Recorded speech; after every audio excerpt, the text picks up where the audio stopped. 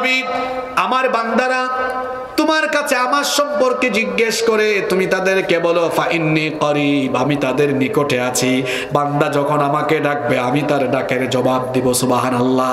ইফতার সামনে নিয়ে দোয়া করলে আল্লাহ দোয়া ফিরায়া দেন না, কারণ আল্লাহ তখন এত খুশি হন। কতটা খুশি হন শোনেন, সারাটা দিন রোজা রেখেছি, পিপাসা আছে, ক্ষুধা আছে, ইফতার সামনে বান্দা খায় না, আল্লাহকে ভয় করে, আল্লাহর হুকুমের অপেক্ষা করে। কারণ ১৫০০ বছর আগে আল্লাহ আইন পাশ করেছেন, আইন দিয়েছেন, সুম্মা আতিম্মুস সিয়ামা ইলাল লাইল, সন্ধ্যা পর্যন্ত অর্থাৎ ইফতারের সময় পর্যন্ত তোমাদের রোজাকে পরিপূর্ণ করো। ইফতারের সময়ের আগ পর্যন্ত যত ধরনের খাবারই সামনে থাকুক না কেন, বান্দা কি খায় নাকি? খাবার আছে, খায় না। তখন বান্দা যখন গোলামের মতো হাত তুলে আল্লাহ ফেরেশতাদেরকে ডেকে বান্দাকে নিয়ে গর্ব করেন, দেখ ফেরেশতা, এই মানুষ বানাতে তোরা আমাকে নিষেধ করেছিলি, এই আদমের সন্তানগুলো এখন ইফতার সামনে নিয়ে খাবার সামনে আছে, খায় না, আমার গোলামের মতো আনুগত্য করে আমার কাছে হাত তুলেছে, আমি আমার বান্দাকে কেমনে ফিরাইয়া দেই? আমার বান্দাকে তো ফিরাতে আমার মন চায় না, ইচ্ছে হয় না। আমার বান্দা এখন যা চাইবে আমার বান্দার দোয়া আমি কবুল করে নিব। একটা ইফতারের আগেও দোয়া মিস হবে না। পারবেন?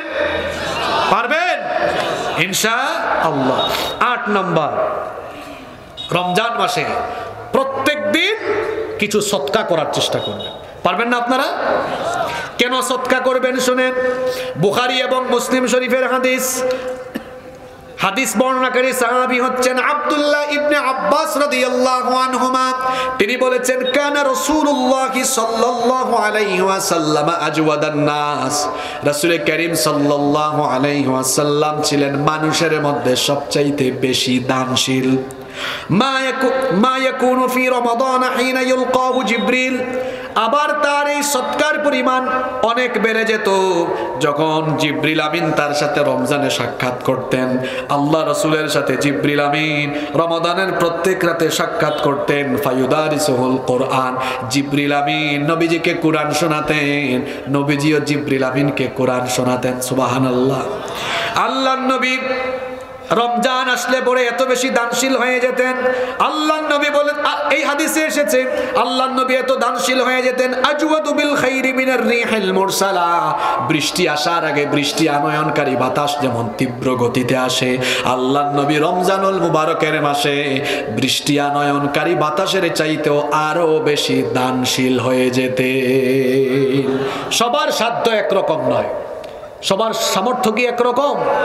যার সামর্থ্য কম, আপনার যতটুকু সামর্থ্য আছে। যেমন আমি যদি একটা উদাহরণ দেই, আমি প্রতিদিন ইনকাম করি 1500 টাকা, তো আমি 50, 100 বা 200, আমার যা ইচ্ছা প্রতিদিন এই টাকাটা সদকা করেন। মা বোনরা তো বাড়ির বাহিরে যেতে পারেন না, তারা কি করবেন? আমার মা বোনদেরকে বলছি, বাড়িতে একটা বাক্স বানাবেন, বক্স, টিস্যু বক্স আছে না, টিস্যু বক্স। আবার যদি ছেলেমেয়েরা নিয়ে যাওয়ার সম্ভাবনা থাকে তো একটু তালা দিয়ে কোনো একটা বাক্সের ভিতরে রাখেন, প্রতিদিনের সৎকার নিয়তে ওই বাক্সের ভিতরে রাখুন, তারপরে যে কাউকে পেলে দিয়ে দিবেন বা রমজানের শেষ দশকে গিয়ে দিয়ে দিবেন। ইনশাআল্লাহ শেষ দশকে একদিনও দান মিস করবেন না। কেন? ওই শেষ দশকে কদর আছে না নাই? কদরের এক রাত, কদরের এক রাতের ইবাদত কয় হাজার মাসের চাইতে উত্তম। তার মানে কদরের রাতের 1 টাকা সদকা 1000 মাসের 1 টাকা সদকার চাইতে উত্তম। সুবহানাল্লাহ মুখ দিয়ে বেরোয় না। দান মিস হবে, দান মিস হবে ইনশাআল্লাহ, আল্লাহ তৌফিক দেন। 9 নম্বর হলো, 9 নম্বরই তো আসছি, 9 নম্বর হলো বেশি বেশি তাসবিহ তাহলিল করে এই মাসটা কাটাবেন, জিকির আজকার বেশি বেশি করবেন।